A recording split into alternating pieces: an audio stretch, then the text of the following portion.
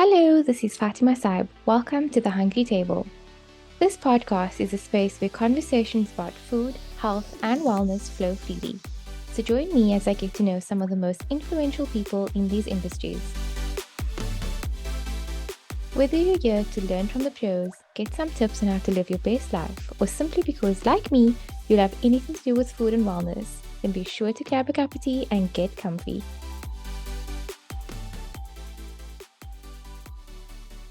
Hi, Nikki. Welcome to the Hungry Table. I'm so excited to have you on my podcast. Thank you so much. It's such a pleasure to be here.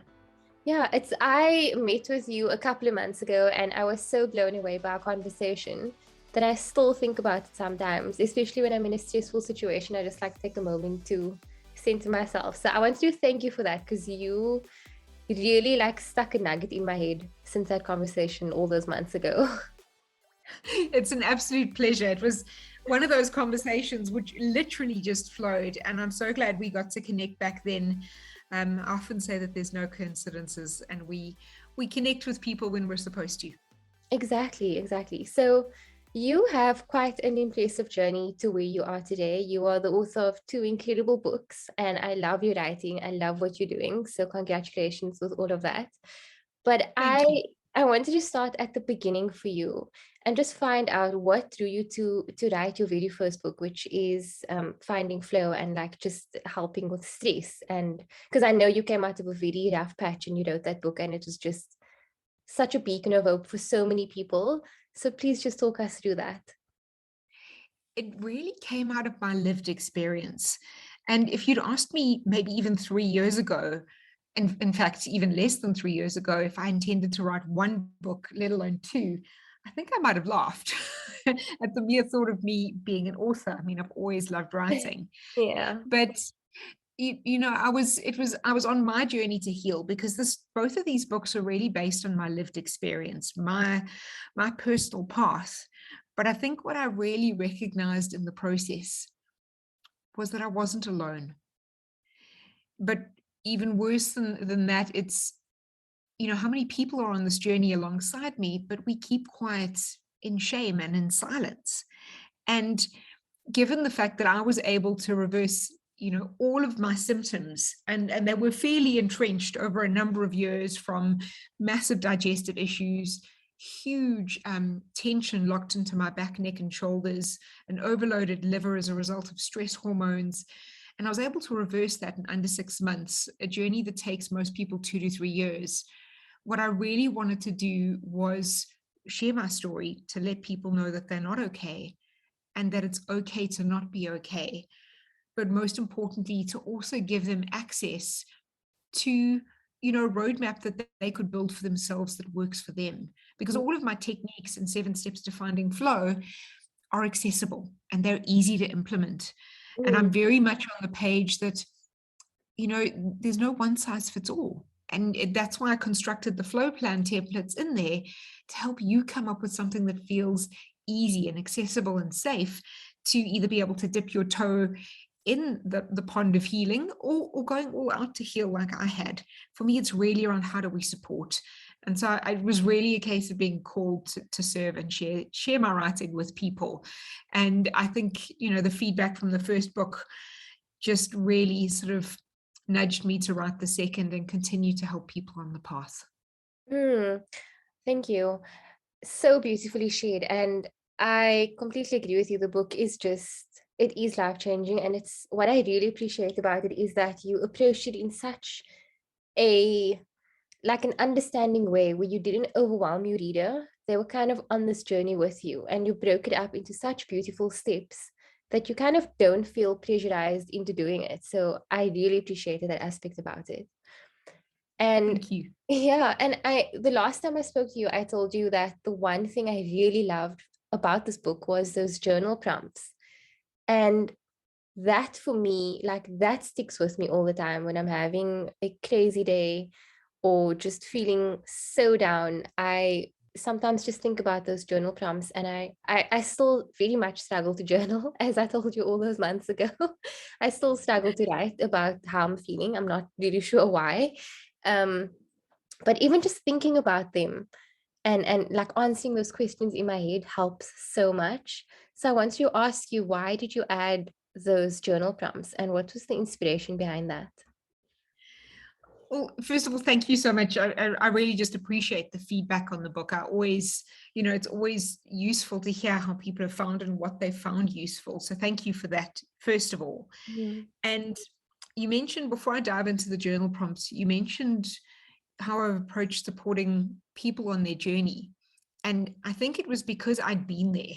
And this was, you need that kindness and that empathy and that support, because it's not an easy journey. And so that was very much my intention, for it to feel easeful and light and supportive when someone read it. So I'm glad that it resonated with you in that respect. Yeah, totally. And and I think when it comes to the journal prompts, that was such a useful tool for me personally on this journey. I am a big journal lover. I wouldn't have built a journal business called Inspired Change on the side if I didn't believe in the power of writing things down and stepping out of the digital distractions of our everyday. Because as soon as you ask someone to just listen to an audiobook, or maybe sort of get on their laptops and do something, we get distracted by everything else. And next thing you know, you've gone down a rabbit hole of responding to emails or whatever the case is. But there's something so powerful around putting pen to paper, because it's almost like we can't hide from it. It's where we really create that awareness for ourselves when we start to reflect on those questions. And that's why there's also pages to be able to write in the book. I believe it should be like a workbook, as much as it is a nonfiction sort of book from that perspective, because we have to almost rumble with these hard questions. And that's why for me it is hard creating this awareness for ourselves around us struggling. It's deeply, confronting and very vulnerable in the process. But we'll never change unless we create that ownership and that awareness first. And so that's why for me, I often say to people, just take your time with the book. It's like candy flossing, almost just like removing the layers, or adding layers of support for yourself, but in very much a gentle, kind, empathetic way. So I've often said to people, when you're finding it hard, because a lot of people have given me feedback that they look at the journal prompts and they go, yeah, no, I'm good. And the problem is, if we don't change anything, nothing's going to change. And those journal prompts for me are the starting point. They're the catalyst to start to own that awareness within our lives. I completely resonate with that, because I think I saw like one or two questions and I just burst out crying, and I was like, oh my God, Nicky, what have you done to me? It's really hard eating, and it's really difficult questions. It's not the kinds of things we want to be thinking about, but what we should be thinking about. I think when you're having those moments, is just hold space for yourself. Like, that's the moment you put your hand on your heart and you just say, it's okay. Because we often forget that tears are one of the biggest releases we can give our bodies. It's a way of bringing that emotion out that we've kept stored, that we've tried to ignore and put away for, I don't know, a rainy day or something. But we actually have to be kind with ourselves when that emotion hits, and we can't run away from it, because if we don't feel it, we can't release it and move through it. And so your journal prompts and your book, would you kind of recommend that for someone who's struggling with something like anxiety or panic attacks? Absolutely, because really what's core at the foundation within 7 Steps to Finding Flow is really around, how do we create that sense of safety within our bodies? And that's for me where everything starts, because really that's what's happening within our nervous systems when we're struggling with anxiety and stress. It's a state of not feeling safe. And the stressor or whatever's making us anxious actually doesn't have to happen. It's the mere reaction within our nervous systems, our autonomic nervous systems, that creates that sense of, or that lack of safety within our bodies. So I would absolutely recommend it. I mean, obviously there's, formal help by working through it with a psychologist or whatever you need from that perspective. But for me, this is just another tool that someone can bring in to support them on that journey. Because the more we own where we're getting stuck, the more we start to understand the stories that we're telling ourselves, either around what's making us anxious or our stress or how we're showing up in our lives.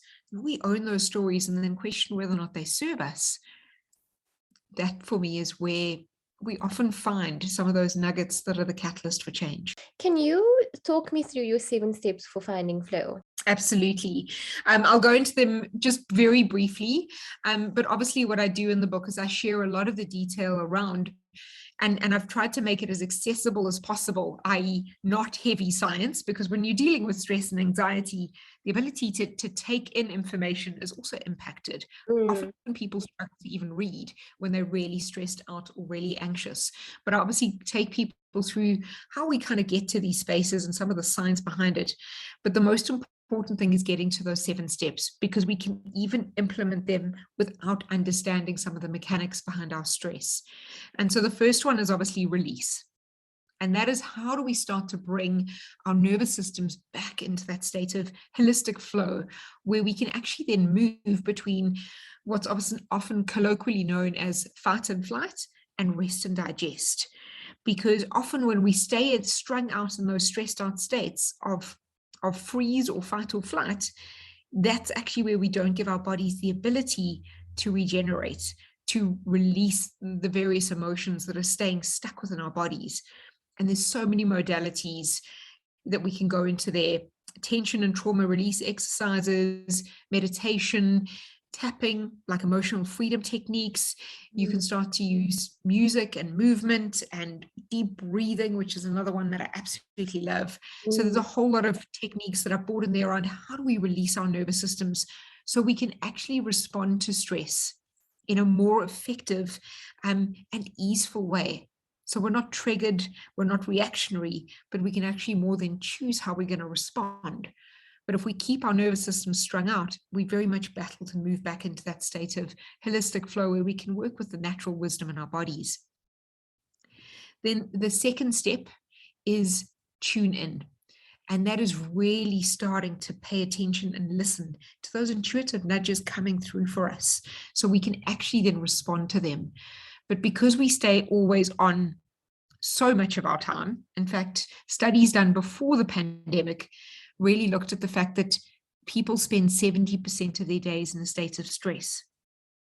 My sense is that's gotten worse since the pandemic, because a lot of people, I think that sense of overwhelm, especially this year, I'm actually just seeing people being completely flawed, because it's almost like they think they should be able to cope like it's 2019, but our bodies haven't been in that mode. And so it's literally almost like a tsunami that's kind of knocked a number of people over right now. But we have to listen to those intuitive nudges. And so that's the second step, tuning in. The third step is connect back in. And that is really around, first of all, it's twofold. How do we trust our bodies? The more we tune in, the more we listen to ourselves, and the more we do what those nudges are coming through for us, the more we trust it. That's where the magic starts to happen. It's almost like exercising a muscle within our bodies, but it's also looking at how do we connect back in to the natural rhythms of life, to Mother Nature. Techniques like earthing or grounding, where we get outside, bare feet in the ground. And everyone always says to me, even in winter, and I often joke and say, yes, even in winter, to actually start to connect back into the natural healing effect that is actually available for us with the carbon in the earth. We've stayed insulated for so much of our lives, not allowing ourselves to access that natural anti-inflammatory effect and that healing effect that we have back in the earth. And so I say to people, you don't have to understand the science, but get your bare feet back into the ground and almost just send all of your worries back into the earth and let it absorb it. It's got an amazing, cathartic effect. You can almost sort of say, Mother Earth's got bigger shoulders than I do. I'm going to let her handle some of this for me. I actually have no idea when last I did that. I can't remember a time. I haven't been to the beach in years, probably before the pandemic already. So that was probably the last time. Yeah, but the reason I say I made that sound was for me, it's become such I don't miss an opportunity to get my feet back into the ground, whether it be grass, whether it be soil, whether it be beach sand. And in fact, it's such a powerful technique to overcome jet lag. It was actually a technique I've been using for the last 10 years. I didn't really understand the science behind it, though. It was given to me by a friend of mine in the military in the USA. And he always said to me, when you're struggling with a massive time zone change, as soon as you land, get your bare feet into the ground, because it's almost like it connects you back into the present moment. And it Oh, was my most effective tool to overcome jet lag. and it works. It absolutely, well, for Oh, me, it absolutely works. It's one of the many things I do when I used to travel as much as I did. But I mean, it was quite funny. I mean, people used to laugh at us. A friend of mine from Australia, we met up in South America, and the first thing we did when we got to the hotels, we said to the reception desk, where can we get a big bottle of water to hydrate and get our feet into the grass? And the receptionist just looked at us. gosh. Well, But it actually does make so much sense when you think about it, because you're connecting to the earth. yep. And it's almost like it brings you into the here and now, and Yeah. becoming present is one of our biggest gifts, but it's one of the things we do the least. And for me, it's actually where most of the magic lies. So every morning, even in winter, I will go outside, and even if it's for 2 minutes, I will get my bare feet into the ground, no matter how cold it is. And I will literally just sort of, take in what's going on around me, whether it be birds chirping, the sun rising. And I actually practice gratitude in that moment. I use that time to just release anything that's still sitting within my body, anything I can't control, which is most things. And, I just say thank you. Thank you for a good night's sleep, or thank you for this amazing day that I've woken up feeling healthy. Thank you for family and friends that I love. We just practice those small things. It's so powerful. And then obviously after tune back in, it's really around how do we lighten the load? And that's how do we lighten the load back within our bodies and our livers, particularly, because our bodies and our livers have to process and absorb everything that is in, on, and around our bodies.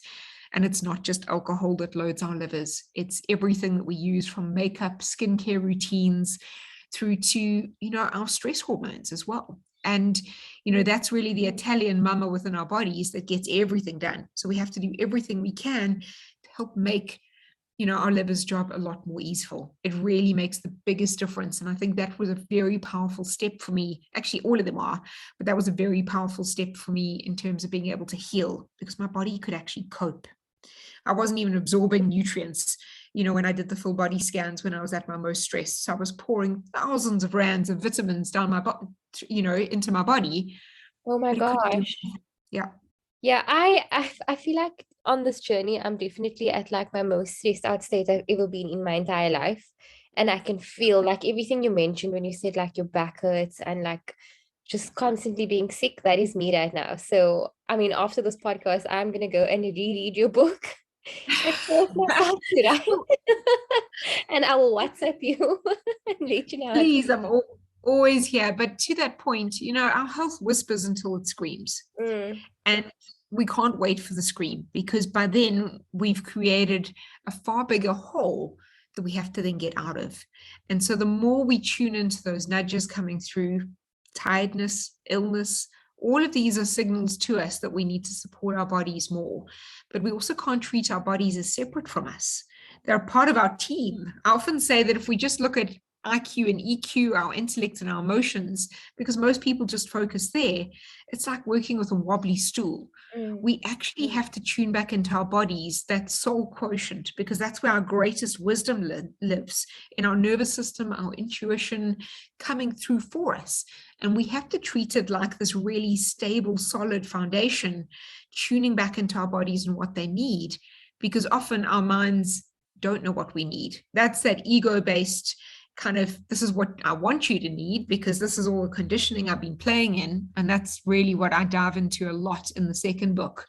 But, really we have to tune back in to that wisdom within our bodies, because our emotions and our intellect, as much as we've given them a huge amount of power within our lives, they often play in that ego space, or they play in what we refer to as trauma projection. It's basically things that have happened and we've created these conditioned patterns or these stories in our minds. And then just stepping into the next step, which is obviously step number 5, that's rest and regeneration, because sleep is like the most important thing in our worlds. It's where our bodies and our immune systems strengthen, clear out things, and start to repair during the night. And if we shortchange that, we really shortchange our resilience as well. And then the sixth step is a pause for potency. So how do we not just look at rest, but how do we look at pauses as more active components within our lives, where we actually create space for our thoughts to land, things to integrate. We create those limbic spaces where, you know, the unconscious actually comes through into the conscious. And that could be going for a run, a walk on the beach, any hobby that you love doing. I often come up with my best ideas on a run or a walk, or maybe even doing a paint by numbers, because it's almost like we've stopped trying to force something in our lives because we have to focus on something else. And it creates the most incredible space to come back with creative solutions and often solve problems we didn't know we were trying to solve. Yeah, I've had that experience so many times, and that makes a lot of sense. Some of my best ideas came to me while I was walking and looking at a tree. Yeah, and especially in nature, you know, things like being in the shower, because it's almost like it clears off that gunky old energy and actually creates a clean slate for you. So for me, that's why nature is so essential. And that's why I use that grounding exercise every morning. And when I've had a rough day, listen, I'm in that garden or finding a piece of grass somewhere in the evening as well, because it's almost like it just releases, you know, all of that energy that you don't need to land within your bodies. And there's so many techniques I bring into the book around that as well. And then obviously the last one is finding your flow. And that's helping you come up with a plan, because hope isn't an action plan. We can't hope things will change.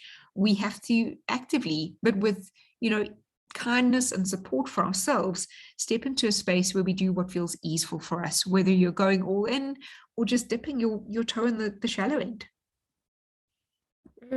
Wow, thank you for sharing that. I mean, whoever doesn't have your book yet, I highly recommend going out and buying it, because the chapters, as Nicky's speaking about it, really sounds incredible. But when you read it, it's just like, I feel like every page is just like a mind fuck, because you're like, oh my God, why am I not doing this? So go and get the book. But I want to ask you, I know that there are no quick fixes for this, but could you share some tips on how we can decrease stress in our day-to-day lives? So first of all is create, along with pauses for potency, one of those is how do you create those micro breaks within your day where you take time to breathe in deeply. And even if it's between meetings or video calls, if you literally just sit there and take 4 really deep belly breaths, it's amazing how that calms your nervous system down. But then most importantly is get really intentional and in fact incorruptible about a full stop at the end of your day, where you put your phone and your laptop away and you actually just become present. Even if it's to say, I need to go and run a bath, put some Himalayan or some Epsom salts in there to soak away and wash off the energy of the day. We cannot keep running always on and expect our bodies to cope. If anything, 2020 was the massive wake-up call around the fact that we need a new way. But I've seen so many people who've defaulted to old behavioral patterns very quickly, but it's almost like the resilience is no longer there. And so they're finding it even harder to cope with those old patterns that they used to be okay with. But that's because our bodies are saying, like, we can't do this anymore. And so create that full stop at the end of your day. And if anything, get a proper 7 hours sleep a night, 7 to 8 hours sleep. Unfortunately, no one is the exception to that rule in terms of coping with less. And that's one of the deepest things you can do. And if there's anything else, I would just recommend starting to journal. You don't have to reflect on the journal prompts in the book, although I'd highly recommend those because they really create targeted awareness. But what I'd really recommend for people is, even if you just start to free write, how am I feeling right now? How does life feel? Is this lighting me up? Where am I not coping? You know, like just literally, it's that automatic journaling process where you just let whatever's on your mind come out, because that's actually a method of release. We start to own and create an awareness for ourselves around how we're feeling. So for me, those would be the 4 sort of corner puzzles, corner pieces to your puzzle, if anything. And if you really want to charge that up, bringing in, small amounts of meditation during the day and getting your feet out into nature. The Japanese they have a practice called Shinrin Yoku, which is forest bathing, where you don't literally get into a bath in the forest, but you literally immerse yourself in nature for an hour or two, even if it's just on a weekend. And it's one of the most powerful things we can do for our bodies, to start to heal and release some of the stress and the trauma we keep locked up in our bodies. Thank you. Do you have any questions that you specifically ask yourself at the end of the day, or that you recommend for people to ask themselves when they're starting to kind of take note at how stressful the day is, just to kind of get onto that journaling track and taking note of what the body's feeling? So I will always practice gratitude journaling. For me, that's one of the quickest ways to move out of that feeling of stuck and feeling like you're in a hole, because you focus on what's good in your life right now, because we often focus on everything that's bad. So I would start with a gratitude journaling practice. That's one of my biggest things. But what I often do, and I do this multiple times during a day, and people have often seen me do this, even now unconsciously, I literally put my hand on my heart, because it grounds me back into my body immediately, which creates that solid foundation, taking me out of my thoughts and my emotions. And I ask myself how I'm feeling, but I do it without judgment. There is absolutely no judgment. If it's been a tough day, I go, well, I could have done, maybe tomorrow we'll do this differently. That maybe wasn't my best energy, but there's never any judgment. There's kindness and compassion as I remind myself that my best is good enough right now. We don't have to struggle or achieve or do to become worthy. And this for me is a key message in my second book, which is why it had to come out, because it's such a key piece around, owning this journey for ourselves, is we have to remember that we're worthy right now. Not when we deliver that project, not when we meet that deadline, not when we make someone else happy. We're here to make ourselves happy. But the biggest thing that we have to do is tune back into that sense of self-worth for ourselves. So it's really just an awareness that I create with my body around how things have gone, how I'm feeling. I look at those feelings, I don't associate them with myself, and I let them go. And I try and do better tomorrow. Wonderful. Okay. So talk to me about your second book, Embrace Your Elegant Power. What is elegant power, and how does it relate to your first book? Perfect. So it's the continuation on the journey. I often say, if we're creating safety within our body and owning our stress and the stories we tell ourselves about that in the first book, the second book is the level up to shine. It's how we truly start to tune into how we learn to trust ourselves again. Because really, when did we stop trusting ourselves? When did we think that someone else or everyone else knew better for us? And so it really is that journey to tune back into our knowing, to start to understand that we each have unique and special gifts. And that makes all of us equally special. And we need to start to bring those through and celebrate all facets of ourselves, similar to a diamond. It just depends on what you bring to the light, depending on what meeting you're in, or the phase of your life or your day or your week or your year that you're in.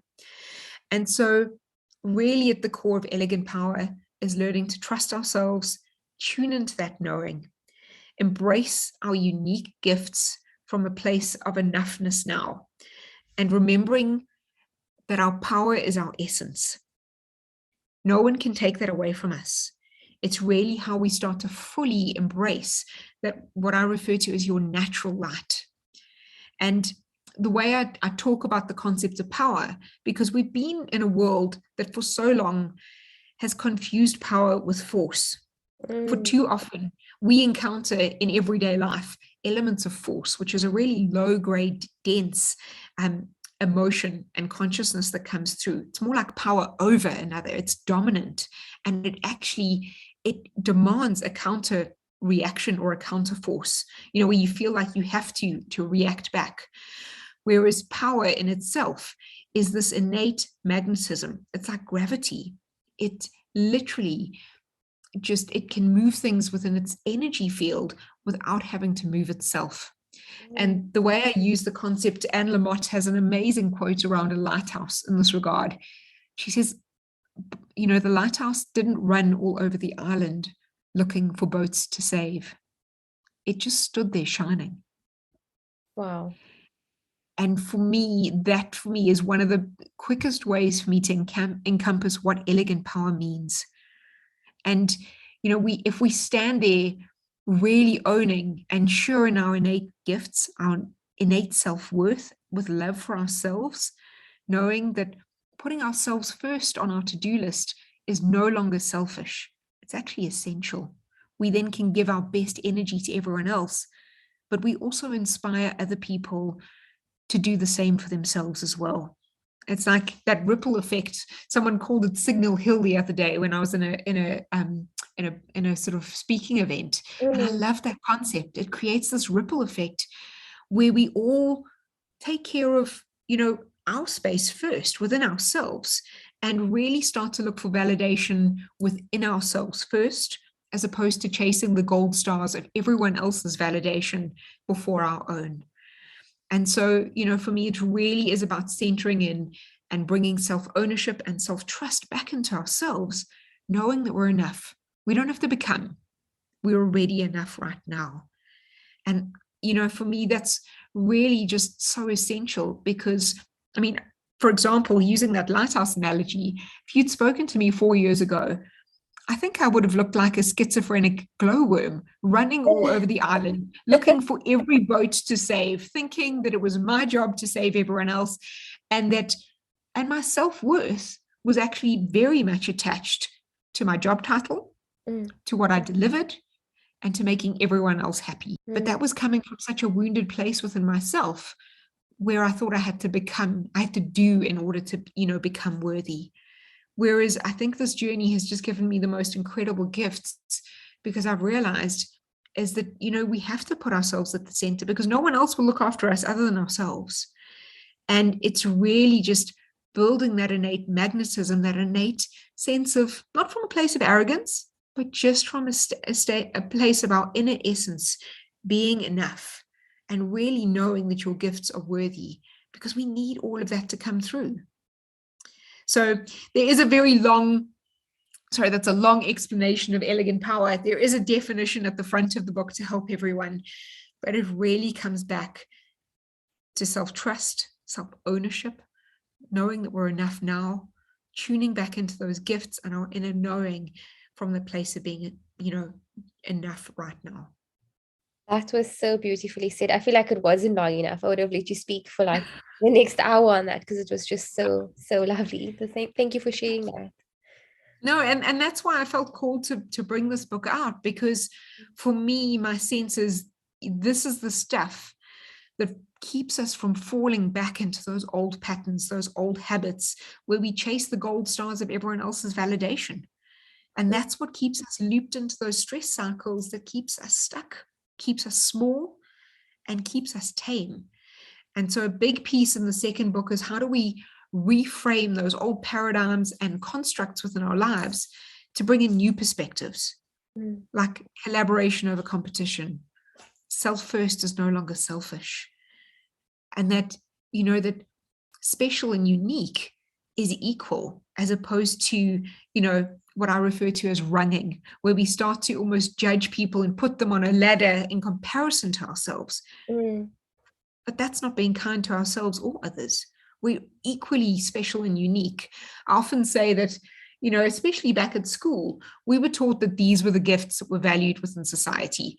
And if you didn't quite have those, well, you kind of felt like you'd lost out on this lottery called life, and that you just have to make do with your skills. But we silently then judged ourselves for not having those gifts. Yeah, exactly. But we need each of those, it's like a tapestry that we weave in this world, where each of us is a thread, and we need each thread to play their part and shine with their gifts, because life becomes so much richer then. Okay, so you mentioned that we need to take care of ourselves first, and like trust ourselves first, and take that self-ownership. But how do we do that when we honestly just don't know how to do that? The biggest thing is first of all, we've got to understand for ourselves that we can't give everyone our best energy unless we give that to ourselves first. Otherwise, what happens is we end up giving in that old paradigm and construct of give in order to receive, because that was drummed into me, particularly as a kid. But the problem is then you almost sit there with an energy of expectation that something will come back. And, when it doesn't, we end up getting a little bit resentful, which really isn't a great use of our energy. Again, that's an emotion that sits within our body unless we let it go. So the biggest thing is to understand and create that space for alignment within our bodies where we can actually allow our thoughts to land and really understand what we need for ourselves. What are you asking for? What's your body asking for? What are your energy levels asking for? So that we can actually then be open to receive within our own lives. Because for so long, I've seen so many people, and this was myself included in the past, where we almost didn't feel worthy of receiving, whether it be love, time, attention, support, rest. And so we have to do that work to tune into that sense of self-love. Because if we have that sense of love for ourselves, we'll really understand that we're also worthy of getting some of that love and attention. And if someone's looking for a tangible method to do that, the biggest thing is just look where your time is going and start to understand where you're feeling like you're not being supported. And we often feel like we need that support from other people first, but actually we need to give that to ourselves. So again, whether it be creating awareness, whether it be journaling, really just start to go like, where am I not feeling supported in my life?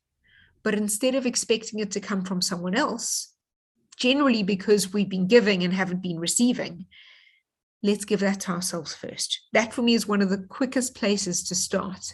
And sometimes it can be things like giving ourselves a break and saying, I'm going to close my laptop at 6:00 this afternoon, or I'm going to ask someone to babysit so I can actually have time just to either focus on myself and reading a book or meditating or getting my feet in that beach sand, which I haven't done for so many years. But sometimes it's just doing those little things that are coming through for ourselves, creating that moment for our thoughts to land. Because it's amazing how powerful our thoughts are when they do actually land and we tune back into our bodies, but we don't often give it time and space. Yeah, I mean, I took note. I will definitely go and put my feet in the sand or in the grass. But that's all about being present. Yeah. And there are so many people who are thinking of what's next on my to-do list. I treat my to-do list very, very differently in my world. For me, it gets put on my to-do list because then I don't have to hold it in my brain anymore. My to-do list has got it. I'll get to it when I get to it, and I'll prioritize my to-do list. I am a reformed accountant who believes in spreadsheets after all, but I don't let my to-do list own me. And so for me, it's all around being present in the now moment, in the right now. That's where we tune back in. That's where we actually align back to our breath and feeling safe in the moment. And when we do that for ourselves, when we take those micro breaks, that's already starting to put ourselves first. And it's round about how's my energy feeling? Even if we just ask ourselves that and we go, like, I'm really tired. I think I need to end a little bit earlier today, or on a weekend, maybe I need to, block out time for myself to read a book or journal or go and put our feet in the sand or have a nap. It's putting ourselves on that list and making space for that, but not creating overwhelm and anxiety in the moment around everyone else's demands where we put their needs and their agendas first. I mean, that's why I still, 4 years later, do not have a notification on my phone other than a phone call coming through. I'll go and check it regularly. I've never missed anything. And I have a habit around checking back in, but I do it when it works in my day. And my teams know, everyone I work with knows that if it's really urgent, you call me and I'll take that call. But we have to hold space for ourselves in order to create that sense of ease. Otherwise, we're literally going to be, untethered and flapping in the breeze because everyone else's whims and agendas are going to push us and pull us in every direction. Yeah, and nowadays with the pressures of work, like the laptop email sound and your phone sound, it's immediate stress, immediate anxiety. It's a deep habit to almost ingrain from us. But you're gonna laugh at this now. When someone's phone goes off around me, I'm almost like curious. I'm like, oh, you have a notification. That's new. I don't. Whereas I used to go into full out stress mode. I mean, I'll never forget. There was a moment 4 years ago when I got a WhatsApp from someone who did used to, I'd given up my power to them, and they used to stress me out because, you know, I'd almost anticipated the reaction or what they were going to say or how it was going to feel before it happened. But the muscles in my neck, I literally felt them contract when I saw the notification. And, you know, at the time I just brushed it off and I carried on, and I just went and rubbed something on my neck to like ease this sort of strain, and then went to the chiropractor to fix it. But I realized that I was giving my power, my energy to someone else. And actually, they actually didn't care, because they were just sending out these messages and not really caring how they landed, etc. But that's when I remembered, and this is part of that lens around owning and embracing our elegant power. The only thing we can really control is how we show up, the energy we bring to a situation, what I call the frequency that we bring to a moment. And that for me is when we center back in and we realize that everyone else's stuff isn't for us, and literally generally has very little to do with us, even if we perceive that we've triggered them. And we literally say that we have to center in like that lighthouse and really just own our response, how we're shining our light out. That's the magic and the power. I often say to people that simplicity creates serenity, and complexity is what creates a lot of the anxiety. And I'm not oversimplifying anxiety here, because there's a lot more to that. But you think about it in the lens of complexity, trying to do too much all of the time, overscheduling our lives, taking on too many other people's opinions, trying to be everything to everyone else. That's where we start to go, well, I've got to do this, this, this, and this, and this. And if we start to take that lens around simplicity, tuning back into how we're feeling, what do I feel like doing next? Maybe scheduling less within our days, so we've got room to breathe, to maybe do 10 minutes of meditation and allow our thoughts to calm down. That's where our energy changes. Because if we don't allow that foundational energy and that sense of safety to come into our lives, we're always going to react to things as opposed to responding. And there's a very different energy between the two. And I often say to people, when I was stressed out and strung out with my nervous system in that state of freeze and hyper fight and flight, it felt like stress was happening to me, up close and personal. Whereas now it's almost like I've got this you know, space bubble where things have slowed down a bit, and I can almost anticipate how people are going to respond or to something, and then I can choose how I'm going to respond. I can decide that whatever comment came my way, it's got nothing to do with me, and I'm just going to let it go past. Whereas before, it used to land and it used to embed within my body, literally, and then I'd be reactionary and triggered, and everything was happening up close and personal to me. And so we often do have to bring that element of more thoughtful simplicity in our lives. And sometimes we have to slow down, do less, declutter in all aspects of our lives in order to create that space to really tune into what's important to us. So I mean, I have what many would consider a dream job, right? And I thought it was my dream job as well. I thought it would be like a whole long-term thing. And I've just resigned, and it shouldn't be news by the time this podcast comes out, because I should have probably really publicly announced it. I resigned from my post, and it's like I'm already anxious about what people are going to say, which is so ridiculous, because I know that it was the worst situation for me to be in. I don't think I've ever been as sick as I was this past year. I ended up in hospital thrice before. I was never in hospital. I think the last time I was in hospital was when I was born. And that's like 29 years later, thrice in a year. And just like starting to realize that the stress and the toxic environment and everything that's going on, it sounds great on paper, but personally, when you're dealing with all of that and you allowing everything else on the outside to kind of like impact you so strongly, and like I feel like I'm in a constant knee-jerk reaction, and I'm in a constant constraint, like with my back and my neck and and that's not normal. I've never been like that. So it really is hard to kind of realize that you need to make a change, because something like this for job, I mean, I was lucky enough that I had something else lined up for me, but a lot of people don't have that. So like, Yeah. how do you have advice for someone in that same situation who's probably also in a toxic environment with work, but really doesn't know how to get out? So I think, and I'm grateful that you've already created that awareness for yourself, because that's half the battle won, is Yeah. that you realize it no longer served you. And I think the biggest thing, just to give some background to what I'm about to say, is there's actually a chapter in the second book, Embrace Your Elegant Power, called Unshackling from the Shoulds. That's around all of those expectations, those conditioning, those assumptions, whether they're perceived within ourselves or created by someone else outside of us.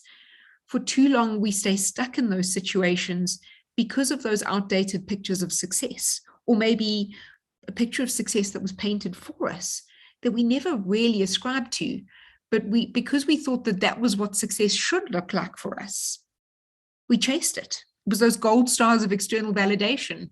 When I do this, when I achieve this, and then you get that job and you're like, oh, this is not really what I wanted anymore. It doesn't make me happy. Yeah, the And that's job why, and the environment needs to align.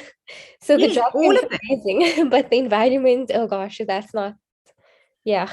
But also what we're doing needs to light us up. There should be, and the reason I say the path to success through ease, I'm not saying it's easy, but I'm saying it should feel easeful. Where Yeah. we start to hit resistance and friction and the environment feels toxic, that's not a path to ease. That's not how we look at success for us. When we say that, joy and happiness and love should really be part of our success construct nowadays, but everyone has to construct that for themselves. But we stay stuck in these situations often because we then start to move into that energy of judgment and shame, which are some of the lowest like frequency energies. They're so dense and constricting, where we worry about what anyone else should think because we think that we might be judged, that someone may think we're a failure. But at the end of the day, that's where you really have to put your hand back on your heart and say, like, my best is good enough. And I had my back in walking away from that situation. That is the most important thing. Because, I often say to people, especially within corporate environments, if you hang out in a situation like that and get completely sick to the point where you end up with an autoimmune disease or a massive impact in your health, a corporate will just replace you. Exactly. And, this is where, I think we often end up in these shadow patterns of almost like toxic codependent relationships within jobs, even sometimes within our own businesses, where we've attached meaning to something outside of ourselves, rather than spending that time tuning into our bodies, going, how does this feel for me? Does this light me up? Am I enjoying what I'm doing? And, I often say to people, think about how many times you say should during the day.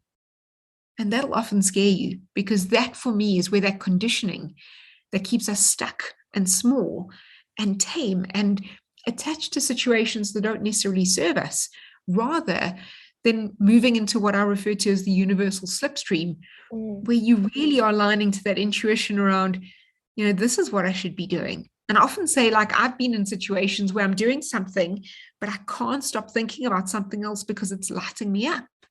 That's, again, a little sign of, maybe I need to maybe make some small shifts to start doing more of that. It's not to say quit your job tomorrow unless you're in a massively toxic environment.